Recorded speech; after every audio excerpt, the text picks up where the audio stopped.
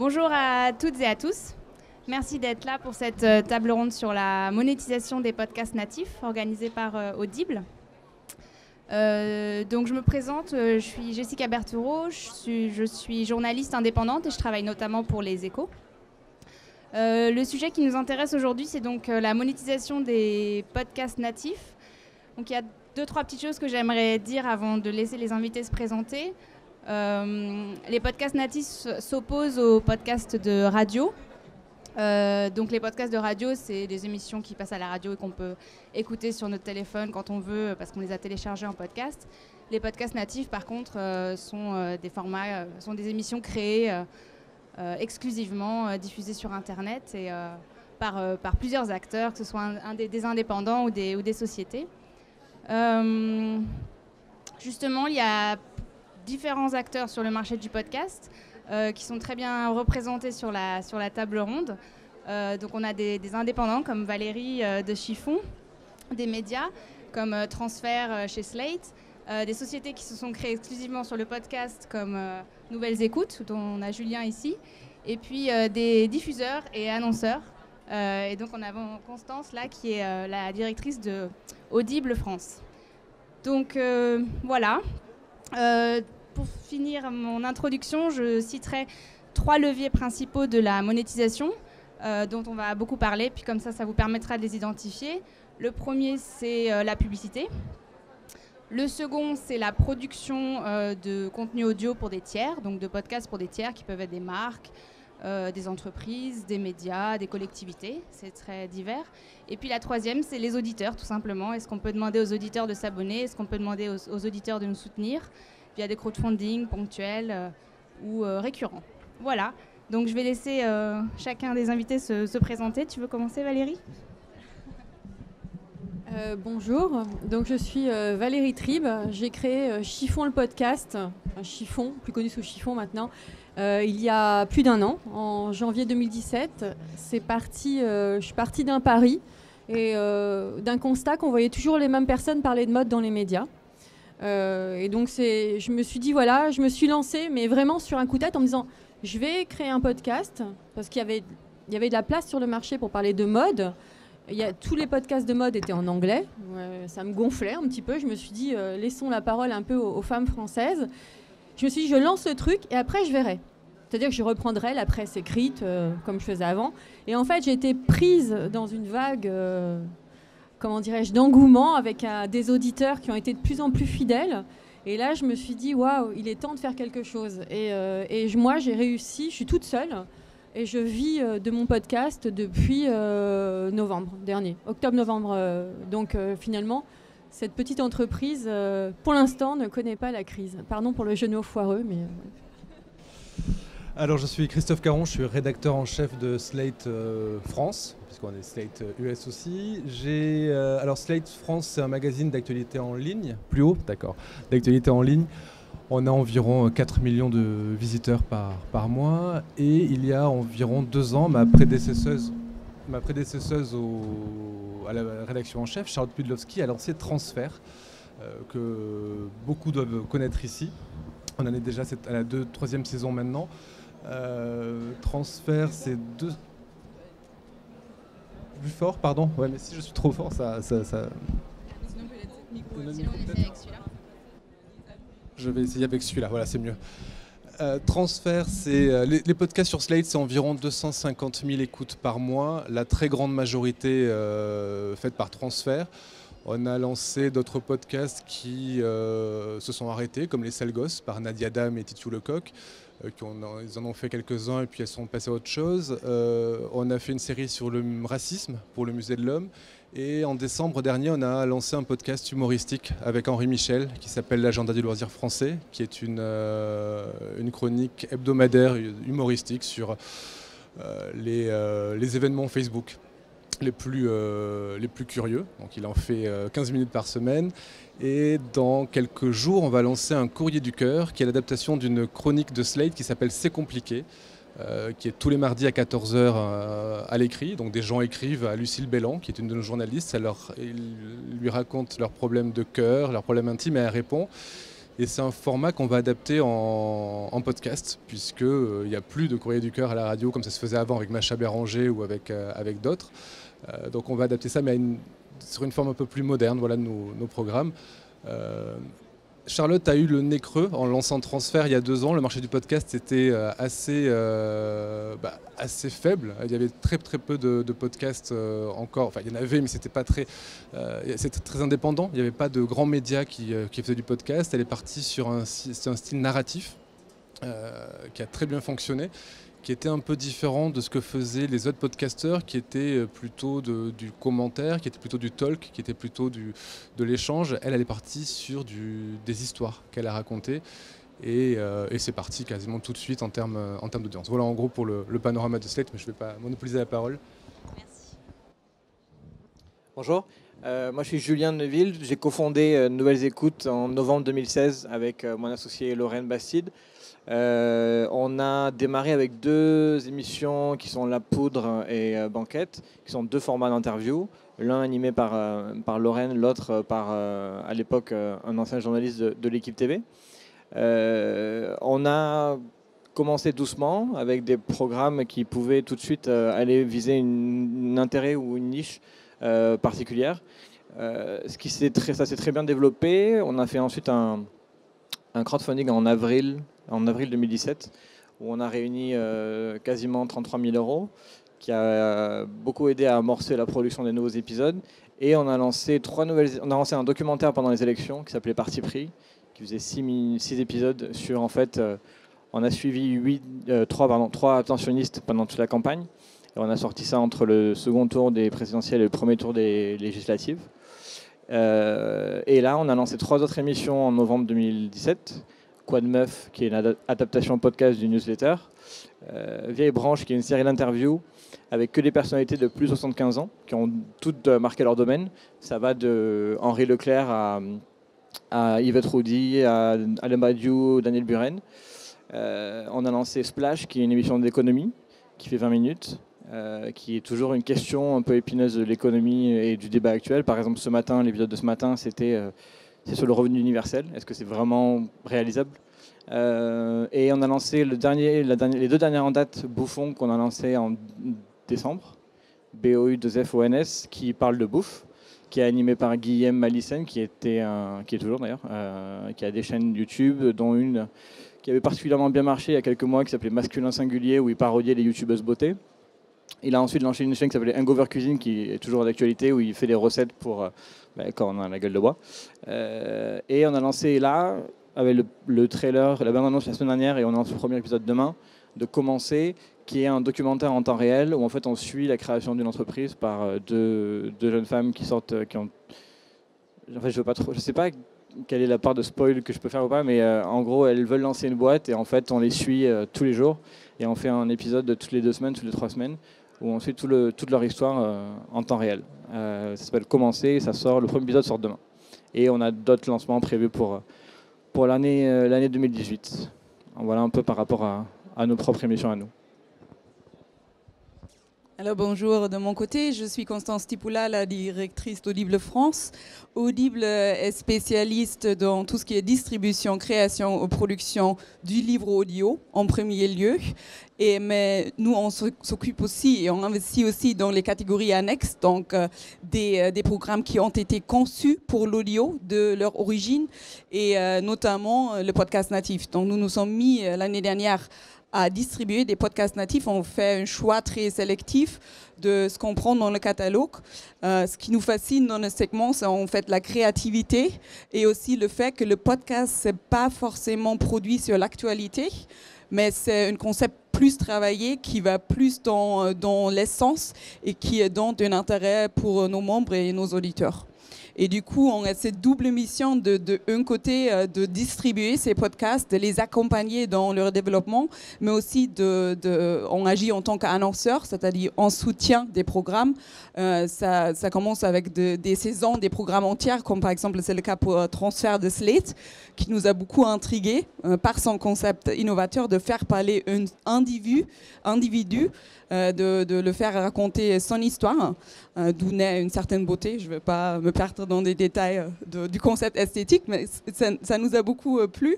Mais on fait aussi des annonces dans des épisodes précis parce qu'on sait, et c'est peut-être une particularité pour notre marque, que la cible pour Audible, les auditeurs du contenu est derrière ces podcasts.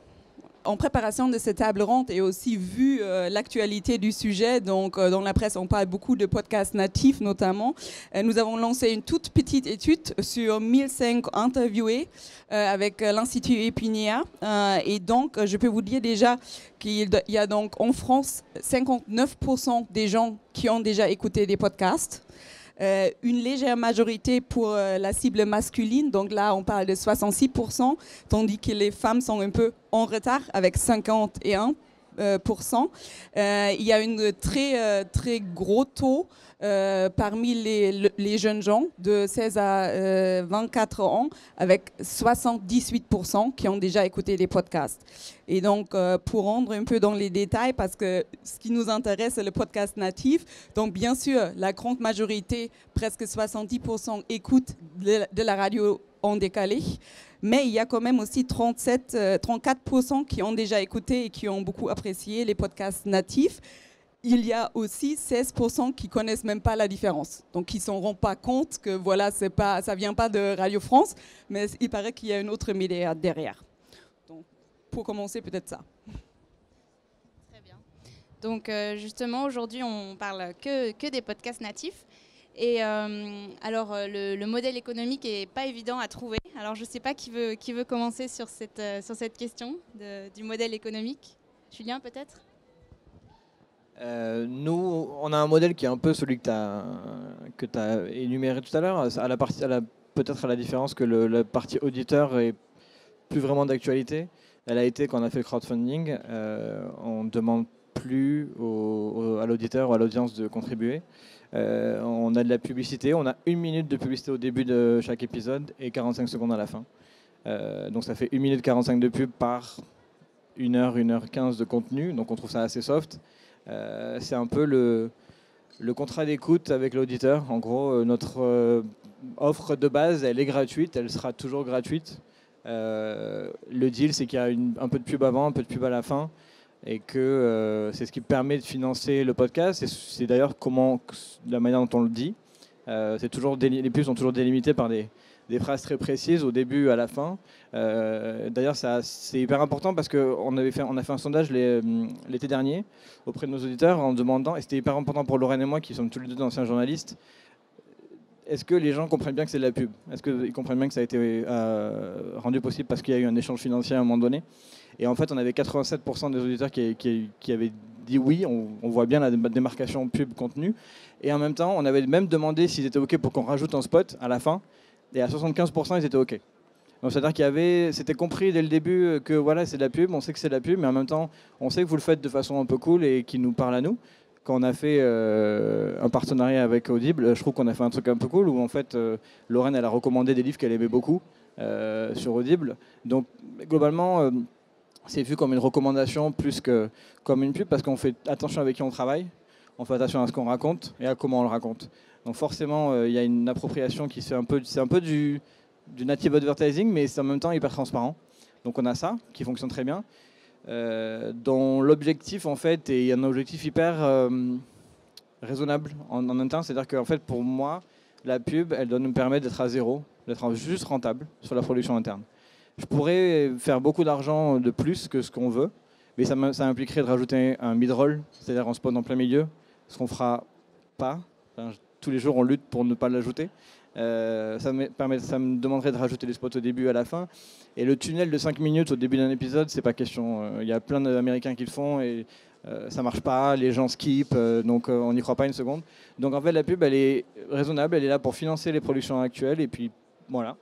Et ensuite, on a une partie développement, production de contenu dont tu parlais pour des marques, pour des médias, pour des entreprises qui nous permet de se développer, qui nous permet de tester plein de trucs aussi qu'on n'aurait jamais testé sinon.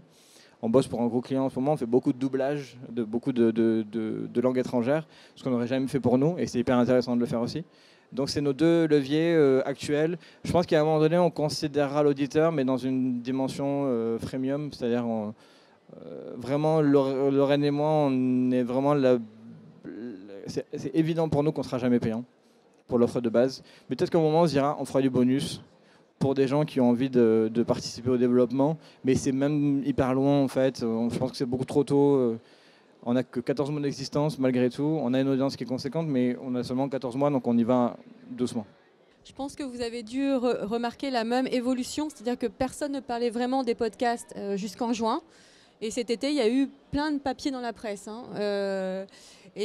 fait, moi, je m'étais fixé comme objectif juin, et je m'étais dit, je verrai après. J'essayais surtout d'assurer 2 épisodes par semaine, toute seule. Moi, j'ai rien à voir. Je me sens toute petite à côté de vous. Vraiment, j'ai l'impression d'être un artisan, en fait, un artisan du podcast. Mais j'y arrive. Septembre, oui, j'ai eu un papier dans Elle, le magazine Elle, et là, ça a été... j'ai été contactée par des marques.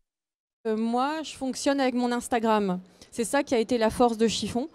J'ai plus de 47 000 abonnés. Les gens sont attachés à mon image, ont vu mon parcours et je raconte un peu. Ça me fait penser au podcast que vous avez lancé. D'ailleurs, j'ai félicité Lorraine pour la chose. C'est difficile de lancer un podcast. C'est pas une partie de plaisir. C'est un full-time job. Et en fait, j'ai un problème avec le micro, en fait. Quand j'ai lancé, les marques m'ont contacté. J'ai dit OK. Mais je ne savais pas combien leur demander, en fait. Je suis journaliste, j'ai aucune formation en école de commerce. J'ai appris les mots pré-roll et mid-roll il y a 2 mois.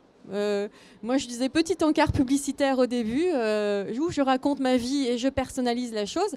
Et finalement, ça a marché. Donc, du coup, pour savoir combien... Parce qu'il faut savoir un truc, c'est qu'il y a une totale opacité et aucune solidarité dans les podcasts, contrairement à ce qu'on dit. Et donc, je me suis débrouillée comme une grande fille. Donc, j'ai regardé les tarifs des blogueuses. Et je me disais, voilà, combien une blogueuse prend pour une photo d'un vernis ou d'un machin. Et je me suis dit, bah voilà, j'ai vu ça avec la marque. J'ai dit, bah, vous êtes prêts à payer 2 000 € pour une photo d'un rouge à lèvres.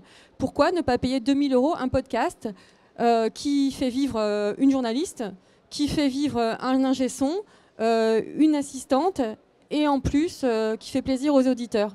Et du coup, j'ai réussi à... Moi, je réunis quand même entre 50 et 100 000 auditeurs par épisode, ce qui est énorme. J'en suis à 93 épisodes. Et voilà. Alors moi, juste pour finir, ma méthode, c'est un petit message en début de podcast. Ça peut être de 1 minute à 2 minutes, où je personnalise la chose et je dis bien que ce podcast est réalisé grâce à cette marque. J'ai aussi fait un crowdfunding, j'ai réuni 8 000 €. L'objectif, je voulais 8 000 € pour acheter du matériel. Je l'ai réuni en 2 jours sur Instagram, via Instagram en fait, sans premier cercle, deuxième cercle. Moi, c'était vraiment, j'ai appelé ma communauté, j'ai atteint 12 000 € en 1 semaine, ce qui m'a permis d'aller à New York, d'aller en province, parce qu'en fait, Chiffon, c'est aussi donner la parole aux provinciales et sortir de l'entre-soi parisien. Et pour le moment, moi, il est hors de question que je fasse aussi du mid-roll. Maintenant que je connais les termes, je les sors. De couper ou de faire payer, bien évidemment. Et là, j'ai été contactée plusieurs fois pour faire... alors, je le dis d'une manière plutôt encore artisanale, mais du podcast intégré, donc par des marques. Et là, je suis en négociation parce que pour moi, c'est vraiment nouveau. Vous êtes des grosses équipes. Moi, c'est... voilà. Alors nous du côté de Slate c'est un peu comme Julien et en même temps très différent parce que Julien et Nouvelles Écoutes vous êtes producteur de podcasts uniquement. Nous c'est dans un écosystème plus large où on a 2 podcasts et beaucoup de papier à côté. Donc on peut investir dans du podcast sans avoir de rentabilité immédiate puisqu'on peut s'appuyer sur nos autres revenus, ceux de l'écrit, pour mettre un peu d'argent dans le podcast. C'est ce qu'on fait avec le podcast d'Henri Michel qui est très expérimental. Donc pas très facile à vendre, mais on fait un pari, on verra combien de temps ça dure et combien de temps on peut le diffuser, mais on est content de ça, donc on essaie d'en faire quelque chose. Alors l'expérience avec les publicités, c'est surtout avec Audible, puisque dès le départ, Audible a sponsorisé, a pubé Transfert, avec un pré-roll et une pub à la fin. très classique finalement dans son look and feel, mais elle est devenue un petit peu un gimmick de transfert. C'est presque, au début, c'était quelque chose de pas très original, contrairement à ce que peuvent faire d'autres podcasteurs qui font de la pub native où c'est l'animateur du podcast qui fait la pub. Nous, on avait une version très classique, avec la voix d'un homme qui fait la publicité pour Audible. C'est devenu presque un gimmick et une marque de fabrique de transfert, donc ça marche bien. L'idée, donc nous, on est rémunéré donc par la pub qu'il y a sur le site, mais on envisage aussi de se rémunérer par des pré-rolls, pas de mid-roll comme vous, ça on n'est pas encore. Non, on veut pas du tout. Là, sur le podcast de Lucille, ce qu'on fait, c'est qu'on l'a piloté. Donc on a fait un pilote du podcast qui existe et on va à la rencontre de marques pour essayer de voir qui pourrait être intéressé pour le pubé. Et tous les podcasts auxquels on les réfléchit en se demandant qui ça pourrait intéresser. Alors le problème, comme le disait Julien, c'est qu'on ne peut pas mettre n'importe quoi comme publicité parce que si on met une mauvaise pub devant, ça abîme ce qu'on va entendre après. On peut pas, ça va être compliqué de vendre un podcast premium avec une pub pour Lidl, même si Lidl est un magasin très sympathique. D'un coup, ça donne une coloration particulière. L'avantage de Nouvelles Écoutes de la Poudre, c'est qu'ils ont une niche particulière, c'est-à-dire le féminisme. Donc il y a une offre claire.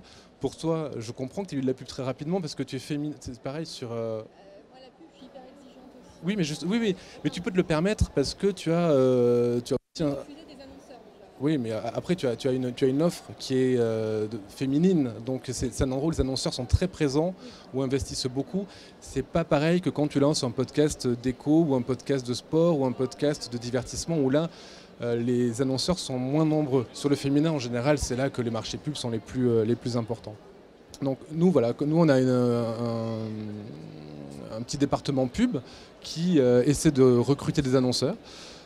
On a aussi de temps en temps des demandes de plus en plus de marques pour faire du podcast natif en brand content, donc des marques qui nous... Ça marche, oui. De faire des podcasts pour eux, comme on l'a fait pour le Musée de l'Homme avec le podcast sur le racisme. Tu parlais du mois de juin dernier où ça a vraiment explosé et c'est vrai qu'avant c'était très très calme le podcast. Je me rappelle quand Lorraine a quitté le Grand Journal parce qu'on travaillait ensemble avant au Grand Journal pour lancer sa boîte de podcast, tout le monde s'est dit waouh, elle a vraiment du courage parce que c'est un secteur naissant très compliqué et finalement avec le recul on voit qu'elle a bien fait de le faire et elle a plutôt bien fait ce qu'elle a voulu faire.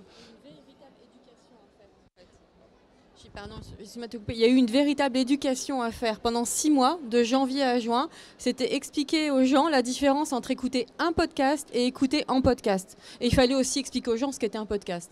Oui, parce que pour les gens, la plupart du temps, c'était du rattrapage d'émissions radio et c'était pas du natif. C'est arrivé.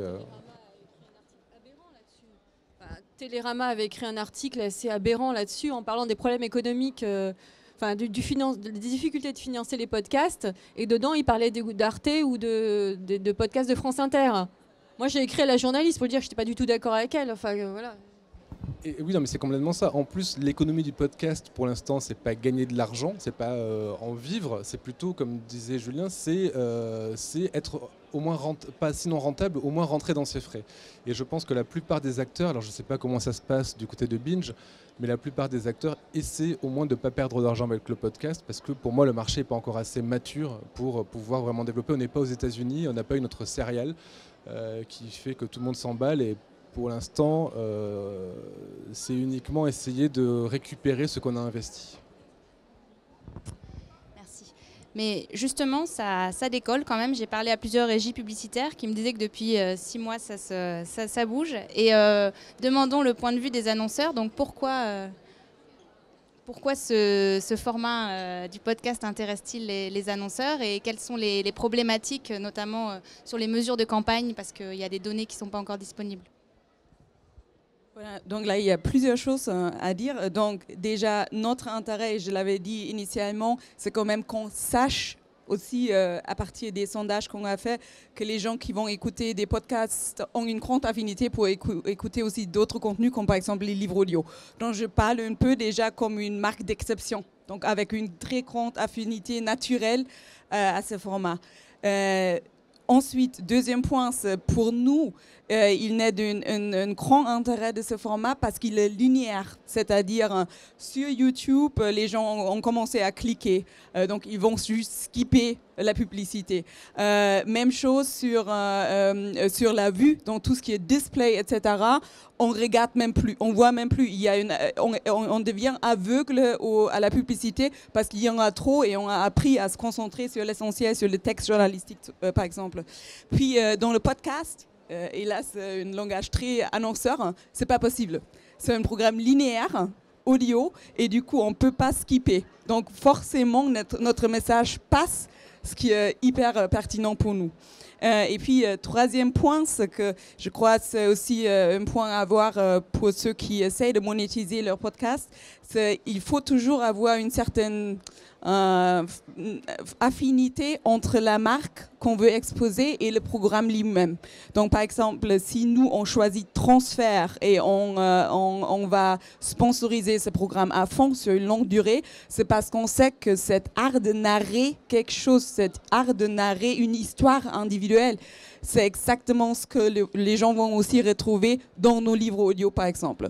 Et du coup, il y a une affinité, on est très proche de cette image du programme et on va essayer de le prolonger en quelque sorte sur notre image et d'en profiter. Hein. Très commercialement, je parle très commerce là, mais ça fonctionne comme ça. Et du coup, je pense que, comme par exemple le chiffon, je ne vois pas du tout un grand défi de trouver des annonceurs parce que les marques de mode, il y en a plein. Et ils ont un grand intérêt de travailler avec chiffon. Il y a d'autres formats où c'est peut-être un peu plus compliqué. Mais ma recommandation aux marques, c'est toujours de chercher le programme où vous savez, il y a votre cible derrière. C'est votre cible, votre clientèle qui va écouter. Et du coup, si moi j'aurais un podcast, je le vendrais comme ça. Voilà. Et puis, le dernier point, c'est ah non, je m'arrête peut-être là. Voilà, le mot de l'annonceur. Ok. Valérie, tu disais que tu avais refusé certains annonceurs. Comment tu fais ton choix ? En fait, je pars du principe que dans Chiffon, j'interviewe des gens de tous les horizons et il y a toujours des questions récurrentes et je leur demande quels sont leurs vêtements préférés ou leurs marques préférées ou surtout ce qu'ils ne voudraient pas avoir. Il y a des marques, sur 93 épisodes, je crois qu'il y a une marque qui a dû revenir 50 fois. Cette marque m'a contactée et m'a dit ce serait intéressant qu'on sponsorise Chiffon. Et je me suis dit oui, mais non, ça ne va pas le faire. Autre chose, c'est certaines marques de fast fashion qui étaient au Rana Plaza, par exemple. Ben, pour moi, il est hors de question qu'elles sponsorisent Chiffon. C'est un point de vue éthique. Voilà, donc et puis après c'est pour d'autres raisons. Donc je regarde tout le temps parce qu'il y a aussi des toutes petites marques, parce que je pars du principe que Chiffon permet de révéler des marques, des annonceurs, donc ça peut être un petit fer de lance, on va dire. Et je regarde aussi qui est derrière, le parcours, etc., parce que je veux pas être mêlée. Et l'autre chose, c'est pas que des marques de mode, au contraire, moi je préfère être sponsorisée par des marques de beauté, des éditeurs et Audible aussi, qui m'a sponsorisée, j'ai oublié de dire tout à l'heure, parce que pour que la parole soit vraiment libre. Si par exemple je suis sponsorisée par Mage ou Sandro et que la personne me dit je déteste Mage et Sandro, ça me mettrait, donc c'est mieux d'être sponsorisé même par une marque de croquettes pour chiens, pourquoi pas, hein. Au moins la parole est libre. Je voulais juste réagir sur ce que tu disais, Constance, tu parlais de la cible, si tu étais annonceur et que tu devais choisir un podcast. Il y a juste encore quelque chose qui manque aussi à mon avis pour bien monétiser, c'est une mesure d'audience unifiée qu'on n'a toujours pas.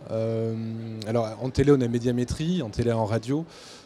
On en pense ce qu'on en veut, mais ça existe et ça fait foi sur le marché pub. Sur Internet, on a Nielsen, qui est aussi Médiamétrie, mais un département de Médiamétrie. Et sur le podcast, pour l'instant, on a un peu tous nos chiffres. Alors, je sais qu'il y a une tentative d'unification autour de PodTrack, mais c'est pas encore fait par tout le monde. Je sais pas. Voilà. Nous, on a nos stats avec notre player, qui est un player de Slate US, qui s'appelle Megaphone. Je sais pas comment vous marchez, vous, Julien, pour faire vos décomptes. Je sais pas toi non plus comment tu fais pour savoir combien tu as d'auditeurs. Il faut soit cumuler, il faut avoir les profils sociodémographiques sont pas clairs. Donc pour l'instant aussi, à mon avis, en préalable à cette tentative de monétisation et de pubage des podcasts, il faut au moins qu'on sache qui représente combien exactement, parce que les chiffres ne veulent pas dire grand-chose pour l'instant en fonction des players, en fonction des boîtes de prod. Oui, sur cette question, Julien, tu n'es pas tout à fait d'accord, n'est-ce pas ? Non, mais on avait parlé la dernière fois. Moi, je trouve que j'ai un avis un peu impopulaire en fait. Où en fait, pour moi, c'est pas vrai. Pour moi, l'audience, en fait, les mesures d'audience, elles sont déjà là. Elles sont propres à nous-mêmes, c'est sûr. C'est sûr qu'il n'y a pas d'audience unifiée, mais l'audience unifiée où tout le monde se mettrait au standard, ça permettrait seulement la comparaison entre nous. Ça permettrait rien d'autre de plus. Alors, si c'est ça l'objectif, pas de problème. Mais il ne faut pas dire il y a un problème d'audience, c'est un problème pour les annonceurs, parce que ce n'est pas le cas. Les annonceurs, quand vous avez des plateformes professionnalisées, comme vous avez avec Megaphone, comme nous on a avec Art19, qui sont des plateformes américaines qui sont agréées par l'IAB, l'International Advertising Board, qui vérifie les données, à ce moment-là, il n'y a pas de problème de véracité d'audience. Après, oui, l'audience, elle est propre à chacun. Mais nous, on a une politique opaque complète. C'est-à-dire qu'on donne quasiment pas, on donne pas de chiffres individuels par émission. Et je sais pas si les gens savent, mais on ne les donne même pas aux présentateurs des émissions. Les datas de leur émission. On donne que la donnée du studio mensuellement, parce que c'est pas le but. Qui s'obsèdent sur les chiffres, les présentateurs eux-mêmes, c'est pas leur métier, c'est les créatifs. Ils n'ont pas besoin de savoir comment ça fonctionne derrière, ils n'ont pas besoin de savoir s'ils réussissent ou pas, ils n'ont pas besoin de savoir si ça monétise. Nous, on leur donne des informations de contexte, parce que eux, ils font des podcasts depuis peut-être 2 mois pour Guillaume, ou peut-être 2 semaines pour un autre. Donc il ne peut pas savoir quel est vraiment le bon score à faire sur un premier épisode, sur un deuxième, sur un troisième. Ils n'ont pas le contexte encore autour de ça. On leur donnera sûrement à la fin d'une saison, où il y aura vraiment là un truc, voilà la progression qu'il y a eu. Mais sur les premières émissions, on ne trouve pas ça sain. D'ailleurs, ils ne le demandent même plus. Et d'ailleurs, ils sont très contents qu'il n'y ait plus ce stress de chiffres. Nous, on leur dit, avec Guillaume, par exemple, sur Bouffon, il m'a demandé au tout début, j'ai dit, mais ce qu'on veut faire, c'est que tous les mois, je te montre un petit peu la croissance, te donner des infos derrière de comment ça évolue, mais donner purement le chiffre comme ça, je trouve ça un peu dommage. Et lui qui est sur YouTube et qui est habitué à ça, à checker les chiffres le matin, le soir, à un moment donné, il est juste soulagé. En fait, il n'a plus à se prendre la tête avec ça. Et c'est moi qui lui dis à un moment donné, voilà, cet épisode, il a hyper bien marché. Essayons de voir pourquoi. Et ça a évolué de mois en mois, essayons de voir pour ça. Mais après, au niveau de l'annonceur, on les communique. Ça dépend. Ça dépend. Parce qu'en fait, l'annonceur, il a une stratégie programmatique, donc c'est un peu différent. Mais ils ont des idées sur ça. Mais le problème de donner la grande place à l'audience, c'est qu'en fait, on tombe dans le pubage digital.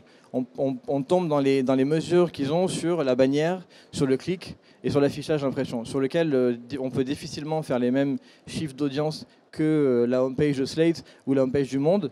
Donc forcément, ça retombe dans ces mêmes trucs de masse et de volume qui sont un peu dommages si tôt en fait. Moi, je trouve l'industrie du podcast professionnel, elle a 2 ans, que je trouve ça dommage qu'au bout de 2 ans, on soit déjà en train de vouloir faire du volume, de vouloir faire de la masse, etc.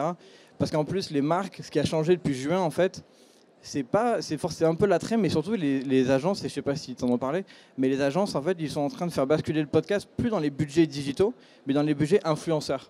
Parce que les audiences sont moins grosses que les sites, mais parce que le rapport affinitaire, il est beaucoup plus élevé.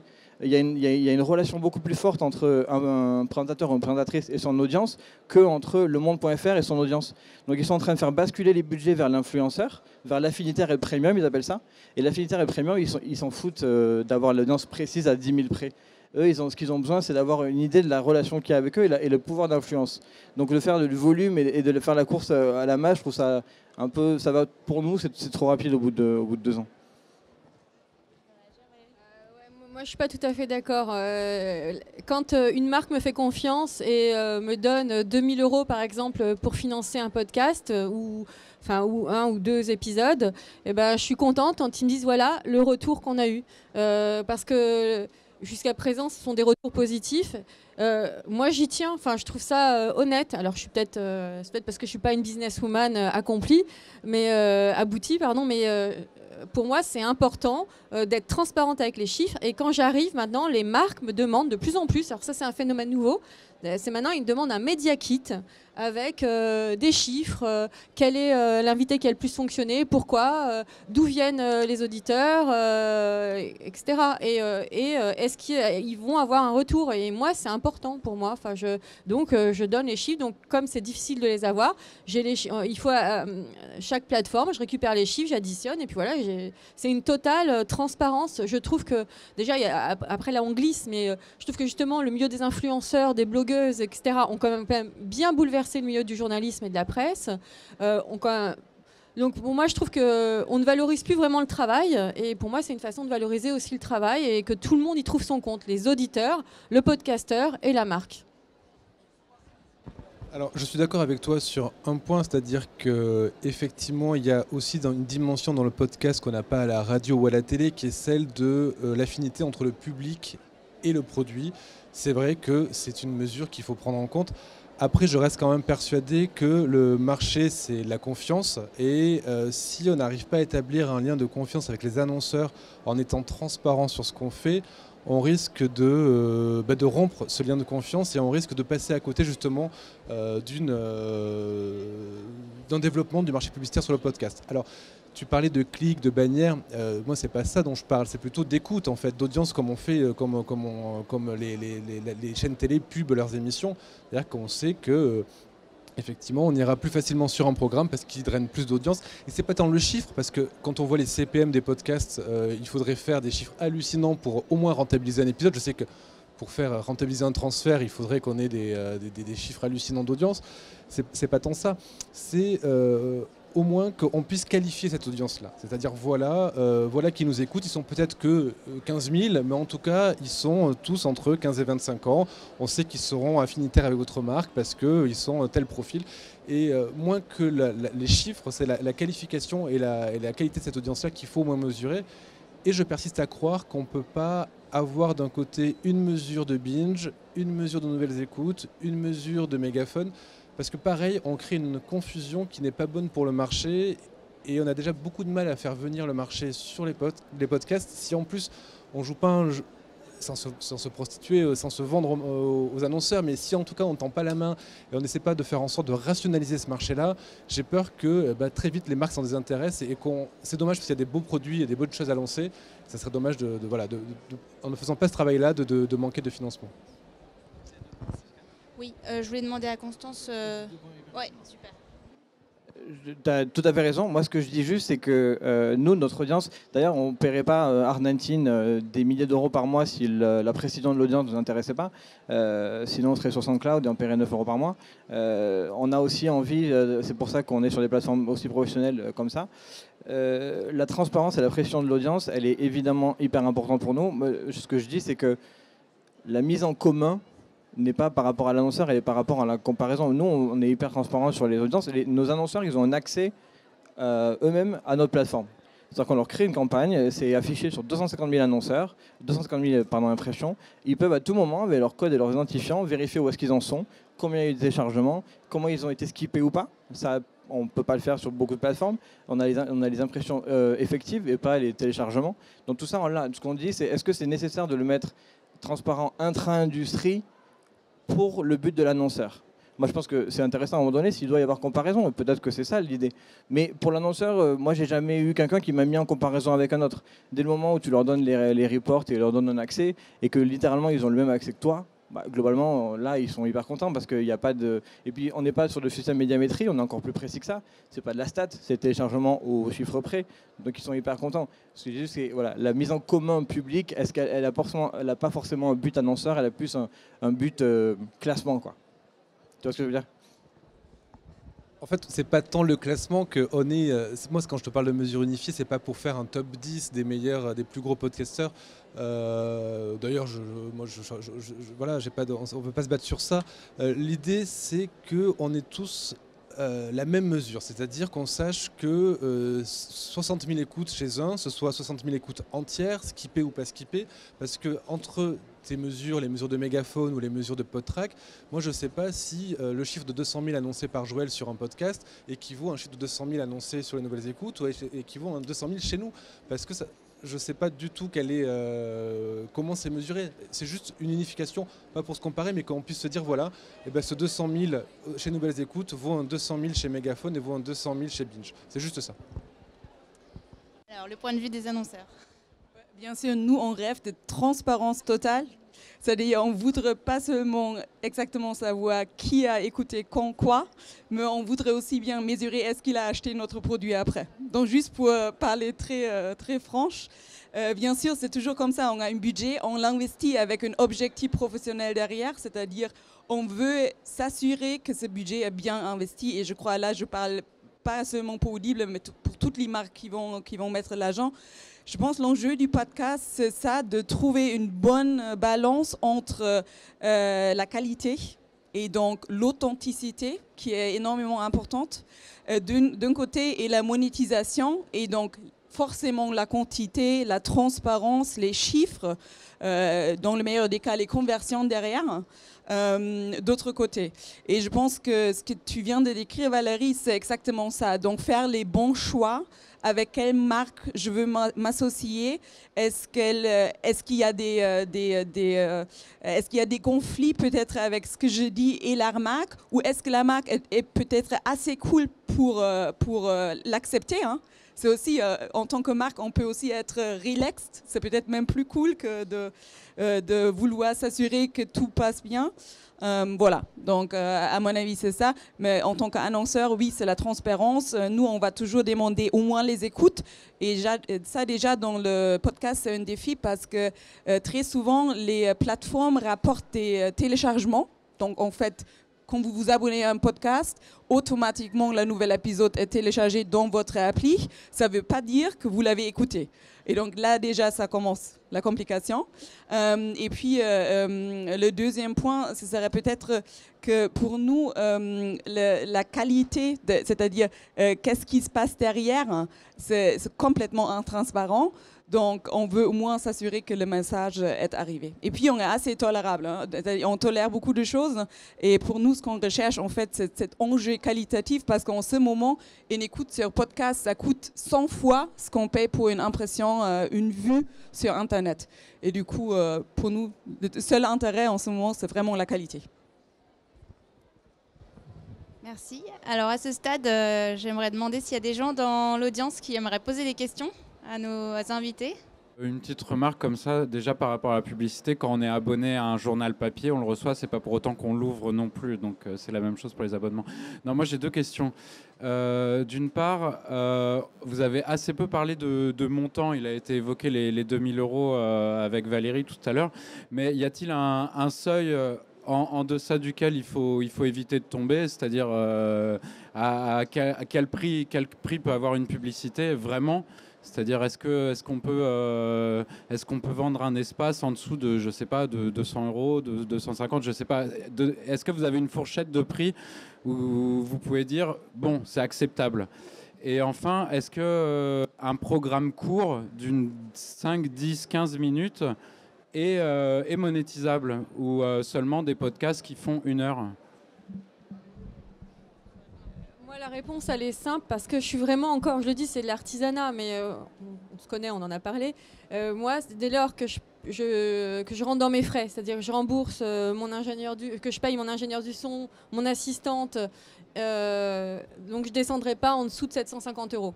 C'est clair et net. Et j'explique aux gens, je leur dis, je suis transparente avec les marques. Je leur dis, voilà, moi, il faut, si vous voulez que Chiffon continue, il faut payer. Après, ça dépend des marques. Hein. Je regarde aussi. Et pour les programmes courts, je pense qu'il faut au minimum 30 minutes pour moi, mais pour que ce soit rentable. Mais là, pour le coup, c'est une question, je ne sais pas. Moi, je fais pas de cours, mais après, ça dépend de la place que prend la publicité sur la totalité du programme, comment c'est apporté, comment c'est amené, comment c'est introduit. On voit des programmes courts à la télé où il y a plus on dirait pré-roll sur Internet, on dirait autrement à la télé, mais il y a plus de pubs avant et après que le programme, la météo, tout ça. C'est du public reportage, bien sûr, mais c'est fait pour. Après, on en parlait tout à l'heure avec quelqu'un dans l'assistance, sur un format de 3 minutes, on peut glisser 15 secondes de pub en natif dans la voix, ça peut s'imaginer. Donc tous les formats sont imaginables. Au contraire, c'est un territoire encore qui est vierge, donc on peut faire plein de choses, tant que ça n'abîme pas l'expérience de l'utilisateur et tant que ça n'abîme pas ce qu'on raconte après. Voilà. L'idée, c'est juste que le confort soit le plus intéressant. On a vu comment la publicité a salopé Internet avec, à un moment donné, on avait des interstitiels partout, des pop-ups, c'était la folie. Du coup, les gens s'en sont un peu éloignés de tous ces sites-là. C'est pour ça qu'on voit le succès comme des sites comme Le Jour, comme Mediapart, où on a beaucoup moins de pubs. Si on commence à en mettre trop et n'importe comment, pré-roll, mid-roll et à la fin, on ne va pas s'en sortir. Donc il faut vraiment qu'on fasse attention à ce qu'on propose, à ce qu'on vend, et effectivement qu'on ne barde pas de pub nos podcasts, sinon les gens ne les écouteront plus, ils n'aimeront plus le faire. J'ai peut-être l'exemple de Louis Média, Entre, le podcast qui vient de lancer, et nous avons fait l'annonce au début. Et un podcast environ 6-7 minutes, et notre petite pub, ça dure en 15 secondes. Mais ça nous embête déjà, hein. On était hésitants. Est-ce que c'est déjà trop? Parce que du coup, on ne veut pas embêter l'auditeur. On veut que l'auditeur aime la marque autant qu'il aime le programme. Et du coup, voilà, c'est un défi. Nous, on fait rien qui fait moins de 25 minutes, donc je peux difficilement me prononcer sur le programme pour. Par contre, sur la pub, nous, par exemple, on va pas à l'épisode, on va à l'impression, à l'écoute. Et donc, en fait, on a un CPM. Donc, si vous achetez 250 000 impressions, vous aurez 250 000 impressions fois le CPM qui est adopté selon le placement, la longueur de la pub ou la dimension du partenariat. Et globalement, des CPM à moins de 25 €, c'est difficilement digérable. Oui, bonjour, j'aurais voulu savoir... Excusez-moi, je vais juste préciser, le CPM, c'est un coût pour 1000. Donc, c'est une mesure de la publicité, donc pour 1000 écoutes. Je sais que, par exemple, Radio France, qui monétise ses podcasts depuis à peu près un an, fait du 15-20 € pour 1000. Donc, voilà, c'est un peu plus élevé. Et je sais qu'ils ne font pas de... Ils ont exclu tous les formats de moins de 5 minutes. Donc, voilà. Oui, bonjour, j'aurais voulu savoir quel était le vecteur le plus utilisé pour télécharger des podcasts. Est-ce que ce sont des plateformes, est-ce que ce sont des sites individuels ou est-ce que c'est toute autre forme de vecteur?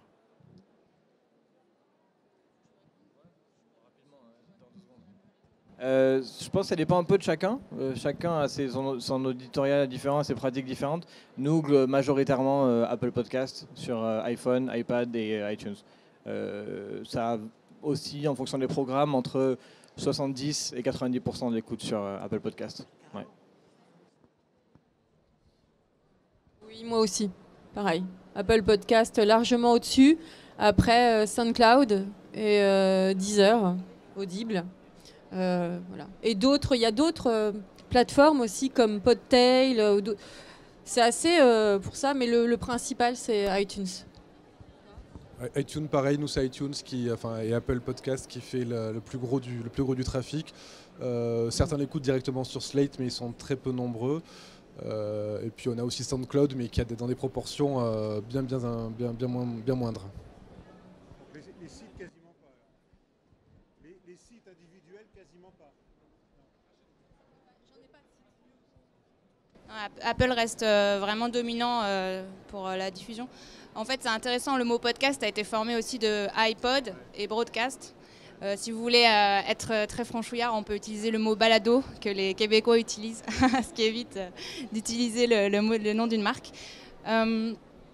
Mais ce qui est justement, Apple a ouvert en fait il y a quelques temps, ils ont décidé de livrer plus de statistiques en fait, ou des statistiques tout court, il n'y en avait pas vraiment avant, sur comment les auditeurs écoutent les podcasts. Donc est-ce qu'ils les écoutent bien et jusqu'à quand ils les écoutent. Et il me semble que les chiffres sont très encourageants justement sur le caractère fidélisant du format, n'est-ce pas? Ils nous ont donné les taux de consommation moyens. Ce qu'on attendait tous, plus les skip to play, c'est-à-dire le skip plus 15. Et en fait, d'ailleurs, c'est la raison pour laquelle on ne fera pas du mid-roll, c'est parce qu'on a vu les schémas américains où les mecs ils sont comme ça, et puis un mid-roll et ça chute énormément et ça remonte, alors que les spots au début et à la fin ils sont très peu skippés. Nous, c'est 2% de skip sur les pré-rolls, donc c'est quasiment ridicule. Donc c'est pour ça aussi qu'on a ça. Et non, on a des taux de consommation moyens en fonction des émissions qui sont entre 82 et 89%, donc sur les émissions qui font 1h15, sur un taux de répétition. Qui vont du podcast, donc forcément, c'est des chiffres qui sont hyper encourageants et surtout, en fait, le plus intéressant, c'est que même quand on a lancé à l'époque, les gens nous disaient mais vous allez faire 1 heure, et alors que tout le monde se lance sur des vidéos qui font 3 minutes, vous êtes fous, les gens ils n'ont pas 1 heure et tout. Et en fait, il n'y a aucune différence. Il n'y a aucune différence de taux de complétion entre un épisode qui fait 40 minutes et un qui fait 1h20. Mais c'est presque parfois. Banquette, qui est l'émission qui a la durée de l'épisode la plus longue, c'est notre émission qui a le plus gros taux de complétion. Donc en fait, c'est déjà un truc hyper encourageant sur ça, c'est qu'en fait la longueur, tant que c'est bien foutu, tant qu'il y a un bon contenu, les gens ils écoutent jusqu'à la fin. Le mid-roll, je sais pas, on n'a pas clarifié tout à l'heure, c'est pré-roll, mid-roll, post-roll, en fait c'est juste le nom du message publicitaire qu'on peut passer au début, au milieu, à la fin. C'est vrai que pour avoir parlé avec pas mal de podcasteurs, il y a une grosse résistance pour en mettre un. Chez Radio France aussi, ils refusent d'en mettre un au milieu. Est-ce que c'est vraiment une requête des annonceurs? Quel est ton avis, Constance? Oui, bien sûr, un annonceur voudrait bien informer tout le programme.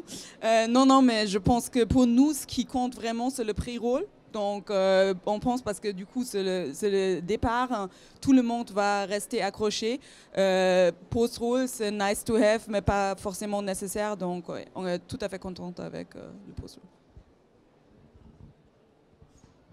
Après, pour l'instant, le mid-roll, personne n'en veut, mais parce qu'on n'a pas encore tous pubé le pré et le post. Une fois que tout sera pubé et qu'on aura besoin de nouveaux espaces, il y en a un qui va le faire, les annonceurs vont le vouloir, tout le monde va suivre.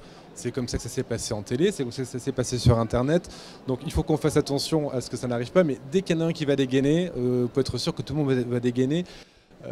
Et ça finira malheureusement, je pense, par arriver, mais le plus tard sera le mieux. Pourtant, comme j'avais dit déjà, on ne veut vraiment pas embêter les auditeurs. Donc, vu la linéarité du programme, je pense même, je donnerais même la recommandation à d'autres marques que ne exigez pas trop parce que du coup, ça va juste retomber sur vos pieds. Donc, je pense... Ouais. Oui, on a pas mal parlé de pub. Dans l'intro, vous parliez aussi qu'il y avait un modèle de brand content, de prod. Et je pense qu'on va pas parler dessous parce que là encore ça doit être très expérimental. Mais au moins c'est quoi le modèle de collaboration ou les modèles de collaboration avec les marques quand on est dans ce modèle-là? Justement, Julien, je crois que chez vous c'est 2/3 de votre chiffre d'affaires, non? On a pour l'instant un modèle qui est hyper expérimental aussi, qui est plus vraiment très marque blanche. C'est-à-dire que nous on fait pas de co-branding pour l'instant. C'était un désir sur la première année, mais ça va peut-être être voué à changer selon les partenariats. Mais pour le moment, c'est vraiment de la prod comme une agence de pub où en fait, quelqu'un veut être sur du podcast et veut qu'on le fasse avec eux et on leur livre, on les accompagne tout le long du process et on leur livre le fichier audio qu'ils diffusent de leur propre manière. Donc il y en a qui diffusent sur les applis podcast comme nous, il y en a qui font plutôt un usage interne, il y a d'autres qui font plutôt des usages retail. Par exemple, on est sur un client là, qui va diffuser sur Apple Podcast, mais aussi qui crée des corners dans ses boutiques pour diffuser en boutique aussi. Donc nous on est plus sur vraiment la production pure et dure et pas le co-branding parce qu'il n'y a pas encore les bonnes opportunités qui sont présentées. Mais il y a déjà pas mal de gens qui font du co-branding. Society, ils ont fait un truc avec la Maïf et Deezer là, sur la semaine dernière.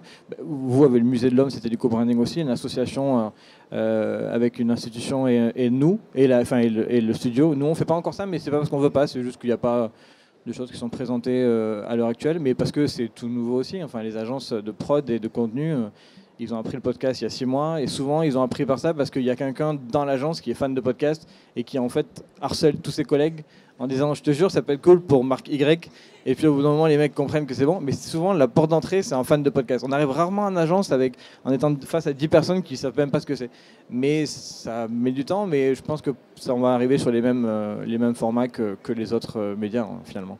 Effectivement, nous, on fait pas de marque blanche pour l'instant, même si on sera amené à le faire. Nous, on fait du co-branding, c'est-à-dire le Musée de l'Homme était venu nous voir pour parler d'une exposition. À l'époque, c'était Charlotte Pudlowski qui avait, avec Émile Armantis, fait un podcast en collaboration. C'était sponsorisé par le Musée de l'Homme. Voilà. Mais à mon avis, c'est un marché qui est amené à se développer. Et juste en précision à ça, quand tu dis il est rendu possible, ou alors la ligne éditoriale elle-même est travaillée avec l'annonceur et c'est assumé, c'est pas très grave. Oui, c'est assumé, c'est avec le Musée de l'Homme, c'est marqué comme ça, c'est présenté comme tel sur le site, donc tout le monde le voit. Après, c'était un moyen de gagner un peu d'argent puisqu'on dégage forcément plus de marge dessus, ça permet de produire d'autres choses. J'imagine que c'est comme ça que vous fonctionnez. Avec l'argent gagné sur ces podcasts co-brandés, on peut en produire d'autres. Voilà.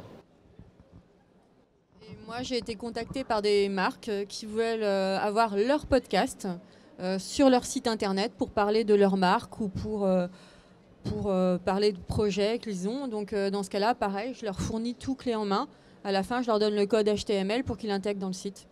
Et ça, c'est de plus en plus... Ça fait 2 mois, on va dire que ça commence. Hein. Pardon ?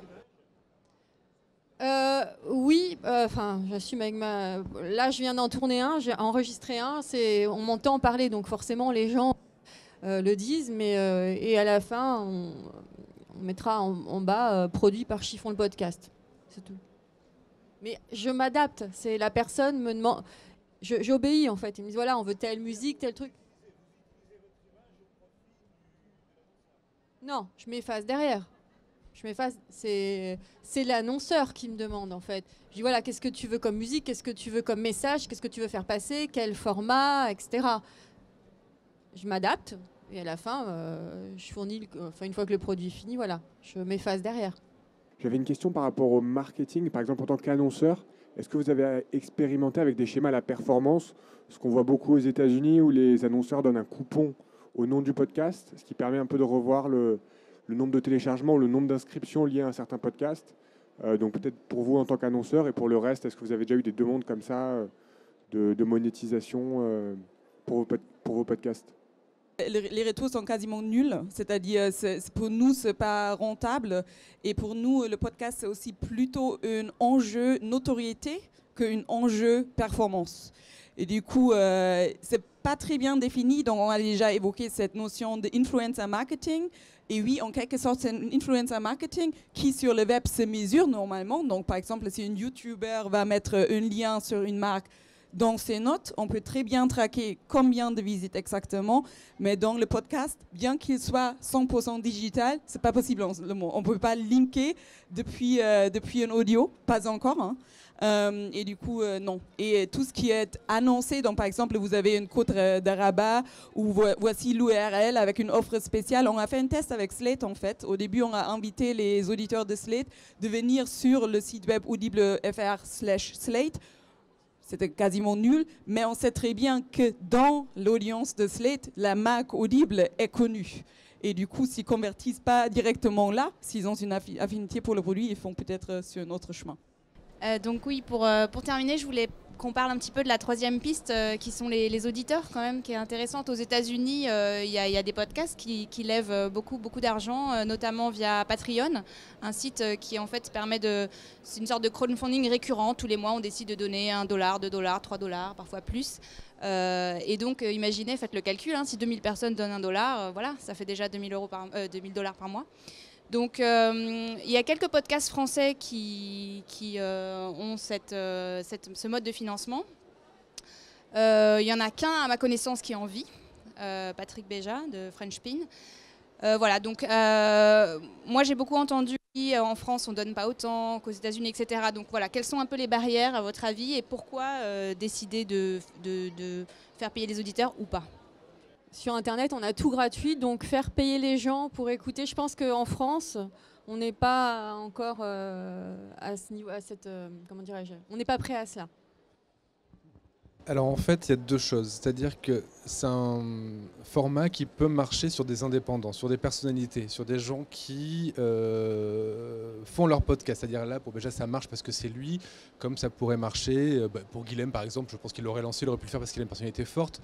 Henri, Michel auraient pu le faire aussi parce que ce sont finalement, à leur échelle, des petites stars du podcast. Donc ça fonctionne sur des gens qui sont connus et qui ont une communauté. Ou un journaliste, Denis Robert ou Plenel pourrait faire des choses comme ça.